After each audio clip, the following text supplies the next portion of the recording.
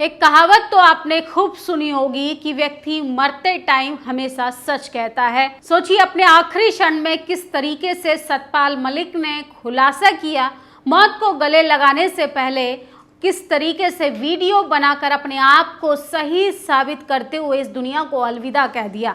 देश के प्रधानमंत्री तमाम बीजेपी पार्टी की अगर बात करें, गंभीर आरोप लग रहे हैं। सोचिए किस तरीके से जिस नेताओं से भाजपा को तकलीफ हुई है, उन तमाम नेताओं ने बीजेपी पर गंभीर आरोप लगाते हुए इस दुनिया को अलविदा कहा है। सुब्रमण्यम स्वामी की बात करें तो वो तो देश के प्रधानमंत्री से 36 का आंकड़ा रखते हैं और देश के प्रधानमंत्री की लगातार पोल खोलते रहते हैं। वहीं बात करें उन्हीं की पार्टी के मंत्री नितिन गडकरी की, वो भी खफा देश के प्रधानमंत्री से रहते हैं। लेकिन सोचिए पूर्व राज्यपाल रहे सतपाल मलिक ने अपने आखिरी दिनों में भी वीडियो बनाकर ये जता दिया कि आखिर इस दुनिया को अपनी सत्यता और अपने आप को सही साबित करने के लिए एक बीमार व्यक्ति को भी वीडियो बनाकर इस दुनिया से अलविदा कहने से ज्यादा जरूरी था खुद को सही साबित करना। सोशल मीडिया पर उनका ये वीडियो तेजी से वायरल हो रहा है। मजाल है कि देश के किसी भी टेलीविजन पर या किसी भी अखबार की हेडलाइंस पर इस वीडियो की कहीं कोई चर्चा हो। हाँ, अगर सरकार का गुणगान करना हो तो इस देश के तमाम टीवी अखबार में बैठे पत्रकार दिन रात मोदी जी का गुणगान करते हैं। सबसे पहले आप ये वीडियो सुनिए। मोदी जी मुझे झूठे आरोप में ना फंसाएं। जिस मामले में मुझे फंसाना चाहते हैं उसमें मैं खुद शिकायत करता रहा हूँ। मेरे पास 4 कुर्ते पजामे और 4-6 जोड़ी कपड़े हैं, पेन और 2 घड़ियां होंगी। ये मेरी पूरी पूंजी है। मेरे पास दिल्ली में एक घर का मकान है और यही मेरी धरोहर है। तो इसमें मुझे किस चीज में फंसाना चाहते हैं?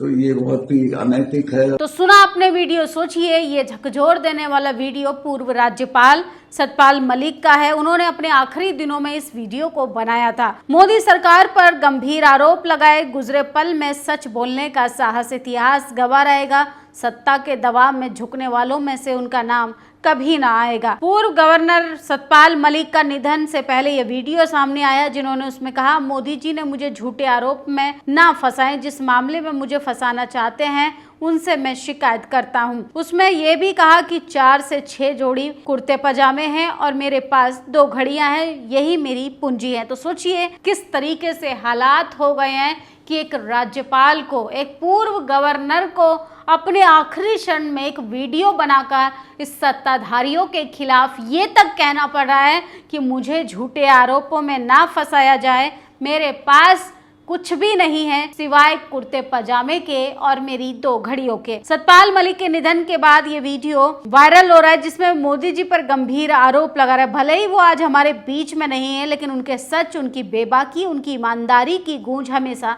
जिंदा रहेगी। ये लड़ाई केवल उनकी नहीं बल्कि हर एक उस नागरिक की है जो सच्चाई के साथ लगातार खड़ा है। चाहे किसानों का मुद्दा हो, चाहे रेस्टलेस प्रोटेस्टर का मुद्दा हो, चाहे ईवीएम का मुद्दा हो, बैलेट पेपर से चुनाव कराने का मुद्दा हो, तमाम ऐसे मुद्दे जो सरकार को सवालों के घेरे में लेते हैं। चुनाव आयोग पर भी जिस तरीके से बेबाकी से सवाल पूछा जाता था प्रत्येक नागरिक के द्वारा, ये सब सवाल सतपाल मलिक भी पूछते थे। लेकिन सोचिए क्या जिस तरीके से केंद्र सरकार पर उन्होंने हमला बोला, वो एक कहीं ना कहीं एक गंभीर सवाल छोड़ता है कि सत्ताधारियों को क्या इतना भी भरोसा नहीं कि एक पूर्व गवर्नर को अपनी सफाई अपने जिंदगी के आखिरी पलों में देनी पड़ रही है। और भट्टे पर काम करने वाला मजदूर का बेटा 22 साल की उम्र में बना आईपीएस। तो सोचिए किस तरीके से 22 साल की उम्र में आईपीएस बनने वाले भारत के सबसे नौजवान शख्स बने सफीन हसन। तो लगातार मुसलमानों को जिस तरीके से बदनाम किया जाता है, मुसलमान पंचर के अलावा भी इस देश के, इस राष्ट्र के लिए भी आगे मेहनत कर उतना ही डेडिकेट रहता है जितने तमाम धर्म के लोग आते हैं। यूपी गोरखपुर के रेस्टोरेंट में हड्डी विवाद पर युवकों ने सफाई दी। सीसीटीवी फुटेज में हड्डी नहीं, हरी मिर्च होने का खुलासा हुआ। युवकों ने वीडियो को भ्रामक बताया और वीडियो को निष्पक्ष जांच की मांग की है। तो किस तरीके से लगातार धर्म के नाम पर, जाति के नाम पर लोगों को भटकाने की कोशिश हो रही है। इस देश का चाहे विपक्ष का नेता हो, उसको भी कहीं ना कहीं डराया जाता है। और भील राजा डोंगर की धरती पर डूंगरपुर राजस्थान में आदिवासी परिवार के साथ विश्व आदिवासी दिवस के मौके पर राष्ट्र निर्माण में आदिवासी पुस्तक का विमोचन किया, जिसमें सांसद राजकुमार राव भी मौजूद थे। तो ये डॉक्टर जितेंद्र कुमार मीणा की पुस्तक आई है। आदिवासियों का जो इतिहास लगातार जो छुपाया गया, उसको आप इस किताब के जरिए पढ़ सकते हैं। असम के गोलाघाट मेरापानी जिला प्रशासन और वन विभाग में वन भूमि अवैध अतिक्रमण पर आरोप लगाते हुए 205 बंगाली मूल के मुस्लिम परिवारों के खिलाफ बेदखली अभियान चलाया। उच्च न्यायालय ने कथित तौर पर उन परिवारों के लिए तोड़फोड़ पर रोक लगा दी और 7 दिनों की मोहलत दी है। तो लगातार जाति और धर्म देखकर बुलडोजर चलाया जा रहा है, जबकि पहले लोगों को कहीं ना कहीं घर देना ज्यादा जरूरी है। पहाड़ी राज्य उत्तराखंड के उत्तरकाशी जिले में जिस तरीके से भूस्खलन हुआ, बीएसपी सुप्रीमो मायावती ने भी दुख जताया है। ब्रिक्स देश ब्राजील की तरह भारत में कुल मिलाकर 50% का भारी भरकम टैरिफ लगाकर अमेरिका ने जो भारत के अज्ञात पहुंचाने का प्रयास किया है, उसे भारत सरकार ने अपने संयमित बयान से अनुसूचित, अन्यायपूर्ण, अविवेकी बताया है। किंतु देश की जनता डोनाल्ड ट्रंप का मित्र देश भारत के इसे प्रथम विश्वासघाती एवं देश को कमजोर करने वाला कदम मानती जा रही है। तो जिस तरीके से देश के प्रधानमंत्री लगातार डंका बजाते थे कि हाउ टू मोदी, तो सोचिए मोदी जी ने किस तरीके से भारत पर 50% तक का टैरिफ लगा दिया है। वहीं बात करें सरकार के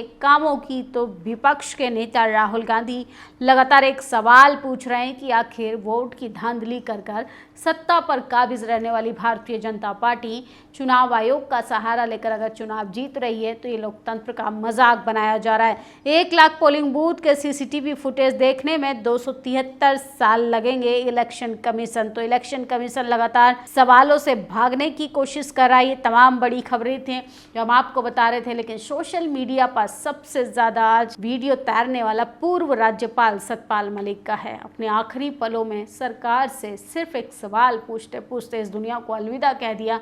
उनको इतिहास के पन्नों में सुनहरे अक्षरों में याद किया जाएगा, सुनहरे व्यक्तित्व के रूप में उन्हें याद किया जाएगा कि उन्होंने मरते दम तक सत्ताधारियों से इस तानाशाह से सवाल पूछा और उनका गुनाह सिर्फ इतना था कि वह सरकार की नाकामियों को उजागर करते रहे।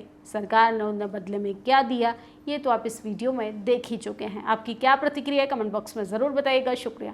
नेशनल दस्तक की आपसे गुजारिश है कि अगर इसको बचाना चाहते हैं तो नेशनल दस्तक को सब्सक्राइब करने के लिए रेड कलर के सब्सक्राइब बटन को दबाएं, फिर बेल आइकन की घंटी दबाएं। नेशनल दस्तक को बचाने के लिए बहुत जरूरी है कि हर खबर को शेयर करें, लाइक करें, कमेंट जरूर करें।